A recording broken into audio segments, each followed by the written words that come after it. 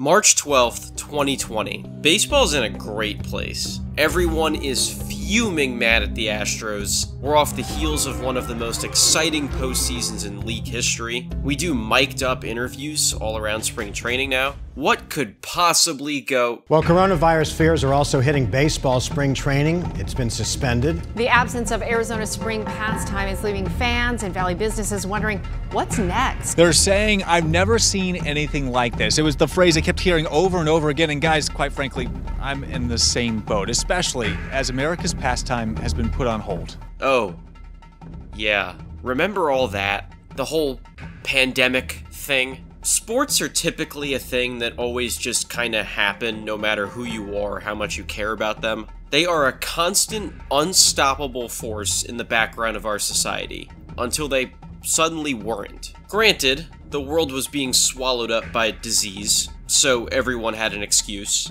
But it takes a lot to suspend baseball season, and outright cancel both March Madness and the College World Series, the latter being 3 months away from even starting. As the world slowly figures out how to proceed during the COVID pandemic, talks of how to reignite baseball season start to brew. And early on, dealing with a much different short-term reality, no one really knows how to execute this season. There's talk of doing it all in Arizona, then all in Arizona, Florida, and Texas. People whose opinions go a long way want home games in regular stadiums though, but again, we can't have public gatherings, which means fake fans at all the games. Probably a trade-off we'll have to accept. We just want baseball back at some point. Major testing is going to have to be done all the time to not let the virus destroy the league. This means we're going to have to change how baseball is run. Fighting? Don't even think about doing that. You can't be close to anyone to risk spreading the virus. Is there time for a whole season? Absolutely not. We're looking at 60 games, which is under 3/8 the length of a standard season. What happens if anyone gets rained out or something then? We're barely squeaking out a coherent number of games as is. Well, if we need to play any double headers, we'll just make both games of them 7 innings long instead of 9. Minor League Baseball is totally gone for the year. Visiting team broadcasters won't travel, so they basically just have to watch TV along with us and commentate on that in real time. Teams aren't going to travel much either. For the regular season, teams will only play teams from their own division and the same division in the opposite league. That's it.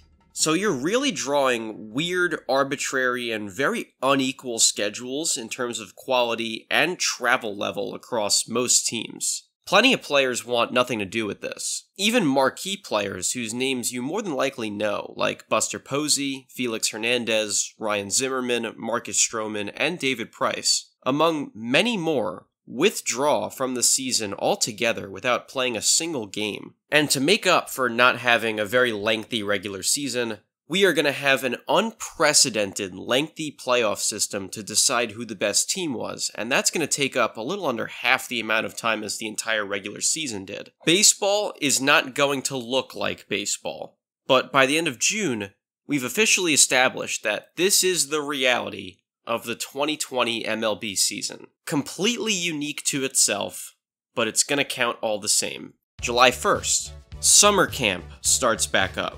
We can't call it spring training because it's not in the spring anymore, but here goes. Oh, whoops, we forgot to figure out where the Toronto Blue Jays can play, because Canada's been a lot stricter about COVID management than the United States has. Oops. Kind of lost that in the shuffle of figuring everything else out. Guess they're gonna have to stick it out playing at a minor league park in Buffalo, New York, and they'll just have to deal with it.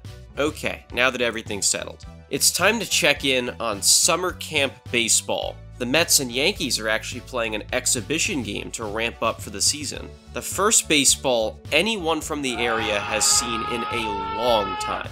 Before this, Citi Field was probably like that shot in Endgame where it's about as desolate as the world of The Last of Us. But hey, we'll take it. Baseball's baseball, and it'll greatly help with the return to normalcy. Is he wearing a mask during the game? Oh yeah, get used to that. Didi Gregorius is going to do it all the time because he's high risk of being hurt by the virus. Plenty of other players and managers are going to follow suit. Dusty Baker's also going to try. A for effort there.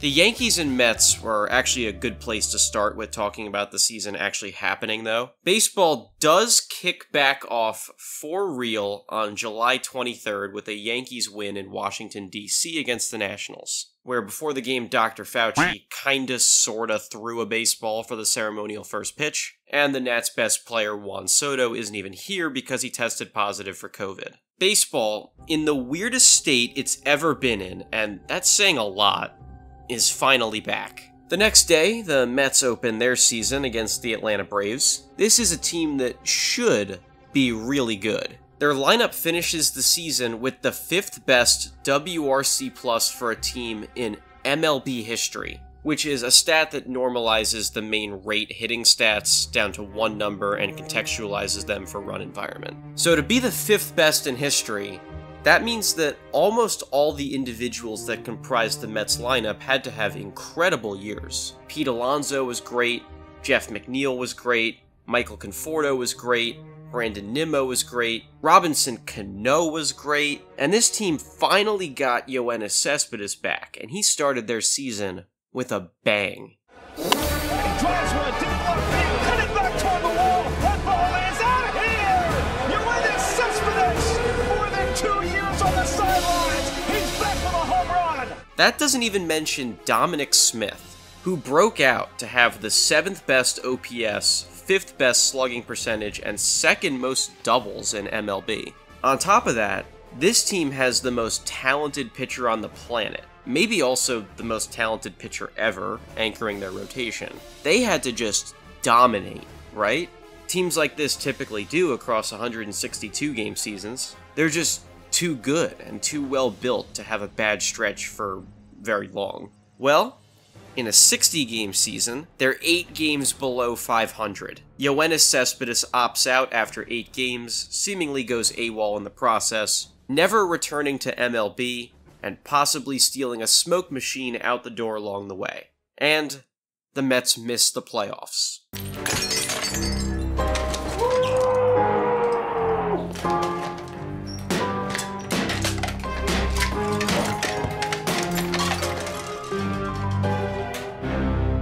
You know, maybe Omni-Man was right. Baseball is stupid. If I have to watch this game, I'd have a better view from above. Or maybe no view at all is best sometimes. And you want to know what has to rub salt in the wound for those 2020 Mets? The existence of their NL East rival, 2020 Miami Marlins. Full disclosure, on a personal level, for extremely biased reasons, the 2020 Marlins are one of my favorite teams I've ever watched from a distance. Their future Cy Young winner Sandy Alcantara told us to our faces at Stark Raving Sports that he doesn't like tacos. How could you beat that? The catch was, the Marlins were not supposed to be very good. Their projection headed into a 162-game 2020 that never actually happened was to clock out at under 70 wins. And if you look at their Pythagorean record in 2020 and expanded it to 162 games, they're still at just 70 wins. So they sucked, right? Wrong. Over 500 record, 2nd place finish in the NL East, and a guaranteed playoff appearance for finishing in 2nd place in their division. They couldn't be better than the Mets, right? To shut down for having 13 team members contract COVID. It got so bad that MLB threatened to stop the season all over again if teams couldn't get their positive COVID cases under control. The Marlins were by far the worst offenders, though, letting their guard down, and one unnamed guy leaving the team hotel for a milk. Like, okay, Napoleon Dynamite, calm down. After a gap of 9 days in between games, and now having to play the last 57 games, anyone with a positive test wouldn't be able to come back for 15 games on the Marlins schedule. A whole quarter of the season there. So, the Marlins needed to grab whoever they could find to fill out a roster. I mean, they somehow managed to bring in 2 different, especially among pitchers, but they still used by far the most players of any team in 2022. Listen to this. They used 30. The 2023 Marlins used 32 in 162 games, an inning doubleheaders and almost no time to breathe, and threw so many warm bodies out there on the mound that just barely squeaked through unscathed in a game just short enough where their team wasn't going to pay the price. except for that one game in Atlanta where the dam totally burst. They just kept winning and beat up on the almost equally in catch-up mode Phillies, because remember, they had to quarantine too after the Marlins last played them before their outbreak, and the result of those games more or less decided who was gonna make the playoffs from the NL East. The Marlins were going dancing, despite every last piece of craziness entering their atmosphere that said they should have been a complete disaster. Now's a good time to ask, who else was going to the playoffs? Not the Mets, but all these teams. The majority of the league, in fact. The only time in MLB history that's been the case. More on that later. The other side of the Marlins coin are the two teams that had everything go right. Their in-state rivals, the Tampa Bay Rays, and cross-country antithesis, LA Dodgers. The Rays are a team that typically loves the roster churn to the point where their roster cannot healthily sustain itself over 162 games and the postseason. In 60 games, they could just be truly dominant. And the 2020 Dodgers, an offense in the same category as that Mets one, feasting on plenty of below-average West Coast teams as their entire schedule. How about a win pace that would have been the MLB record if it played out over 162 games? So this is what it looked like when the talent was able to put it all together under the circumstances 2020 had to offer, proving that things at least kind of could go as expected. But on the individual sense, oh boy, are there a lot of outliers to sift through. Juan Soto broke out. That was to be expected. In fact, he was a tick better than Apex Mark McGwire from the home run chase if you normalize him to his run environment. But he doesn't even come close to winning MVP because, if you paid attention, he missed opening day and a few other games at the start of the season for COVID reasons, and didn't have enough games played to be taken as seriously. Still qualified for the stat crowns though, so like, what are we doing here? The really weird outliers are the pitchers though. Shane Bieber finished 4th in AL MVP voting, but he was just that dominant in the shortened season. In fact, he tied the previous mark for lowest batting average against in MLB history. Being really good, facing a lot of crummy teams, and having less time for things to even out will help. And Dinelson Lamet did even better. People in 2020 had to be thinking, who on earth is Dinelson Lamet? People in 2024 might even be thinking the same thing still, because he's never even sniffed being league average at run prevention in the 3 years since his historic season. So not knowing him is reasonable. He was a back rotation starter for the San Diego Padres for a couple years who had never been amazing or gone a ton of innings. But when things clicked for him in his 12 starts of 2020, being unhittable for a little over a third of a typical MLB starter's workload these days was enough to set a new record for lowest batting average against in a season in MLB history, if 2020 Trevor Bauer didn't also beat that. Trevor Bauer led all NL pitchers in 2020 in WAR, ERA, ERA+, WHIP, batting average against, obviously, and Cy Young votes. This is not a video about what's happened to Bauer post-2021. This is a video about how he made a ridiculous mark on the MLB record books. One of the reasons a lot of pitchers were finding newfound success around this time was that MLB was generally ignoring pitchers cheating by putting illegal substances on their fingers to pitch unnaturally better. Bauer was an anti-hero in waging that war to create fairness for years, and in 2020, his spin rate took a massive, and again, unnatural jump. And it led to him being the most dominant he'd ever been. Maybe the most dominant almost anyone's ever been. And it's commonly believed he did this by cheating, to prove a point of what the cheating he was advocating against can do. With just 11 starts to make against diluted, regional, and weaker competition, he parlayed that into a Cy Young Award and the most money anyone had ever earned in MLB history on a per-year basis. Turn a pandemic to a bandemic. Oh, and Kenta Maeda almost broke the WHIP record, a cool 150 innings behind the actual WHIP record holder for a single season. Small sample sizes being treated the same as full seasons will do that in the record books. Offensively, we have some weird outliers too, but obviously the pitchers went down weirder. DJ LeMahieu had the highest batting average in a season anyone's had to this day since 2010, thanks to having fewer at-bats in that full season. Luke Voit was the MLB home run leader with just 22. I knew that before doing this video though. Player led the league in home runs with the least amount of home runs since 1918.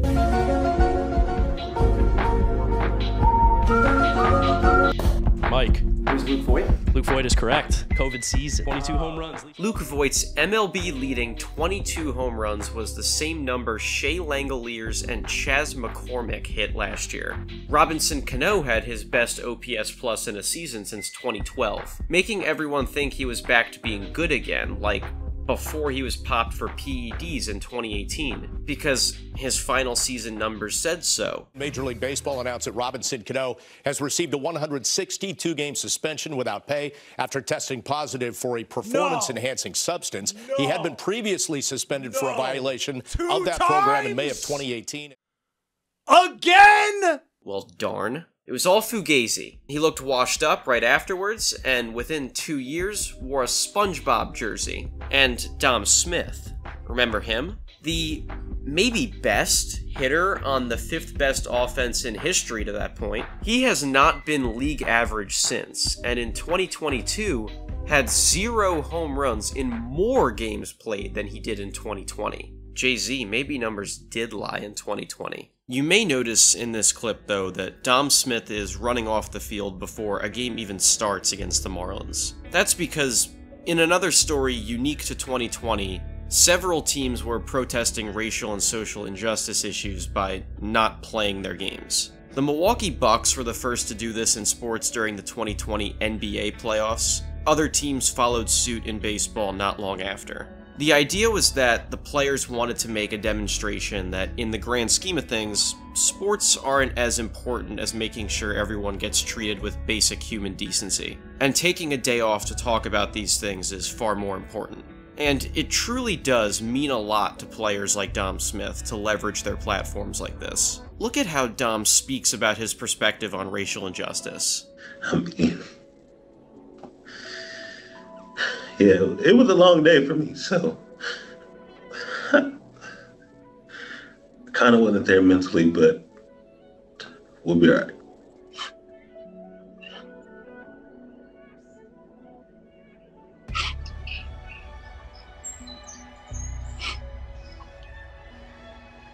Because, Steve, it's not fair. It's not fair. It's not fair, the opportunity that we get and receive. So that's why I wanted to just do what I can, my part, to help change. Regardless of what you think about the politics of the issue, this was something going on in baseball completely isolated to just the 2020 season. There was never anything like this in baseball, and there hasn't been since. Why don't we flip the script, though, to both another potentially misleading and unique stat guy and the 2020 postseason at the same time. You more than likely have seen Randy Arozarena play baseball if you've kept an ear to the ground of the sport the last few years. Those in early 2020, if they knew him at all, knew him for being that guy who live-streamed his manager's post-game speech to Instagram in the 2019 NLDS. That, in part, led to the St. Louis Cardinals trading Arozarena to our old friends the Tampa Bay Rays. When the 2020 postseason started, Arozarena had played 42 career regular season MLB games, 23 of those for Tampa Bay. By the end of the postseason, he played 20 more games for the Rays and shattered the records for most hits and home runs in a single postseason. A breakout happening out of nowhere that might have been hidden all along through the small sample season that happened with all these other guys. Randy's Rays steamrolled the Blue Jays in the first ever MLB wildcard series that all 16 playoff teams had to play in. And that's how it went for a lot of other teams. Boring, quick, and unmemorable. Only 2 of the 8 series went to a winner-take-all Game 3. The Yankees beat Cleveland, the Atlanta Braves beat Bauer's Reds, Marcell Ozuna hitting a selfie emote after a home run too, the Dodgers beat the Milwaukee Brewers, who were under 500 in the regular season, The under 500 Houston Astros managed to beat the Minnesota Twins though, which this Astros team was right smack in the middle of the clear biggest dynasty of their era, and they still went under 500 in a season. Even those pesky Miami Marlins swept the Chicago Cubs, which was made extraordinarily crazier when you realize the Cubs were one of the only teams to have no positive tests all season, and they lost to the team who once had 18 guys in quarantine at the same time. Only the Padres and Athletics won series that went to a third game, and what they achieved by that was a true divisional series round. Every opponent faced a team from the exact same division. Another crazy occurrence of fate that just led every divisional team straight into each other's paths like they did the whole regular season. Except, none of these teams would play in their home stadiums ever again. For 2020 at least. I was a little overdramatic there. The Dodgers stayed historically dominant, sweeping the Padres in their series. The Astros proved that their 60-game season was another instance of a stupidly small sample, and they made the ALCS for the millionth time in a row. Good fortune finally ran out for the Miami Marlins, who were beaten into the ground by their juggernaut division rival Braves 3-0. The series that was good, and is worth talking about, is the Yankees versus the Rays. For being division rivals, these teams could not be any more different. Their payrolls were separated by about $150 million. The Rays have never won a World Series, the Yankees have won 27, and on top of that, these teams do not like each other. Or in the words of Rays outfielder Kevin Kiermaier, they don't like us. We don't like them.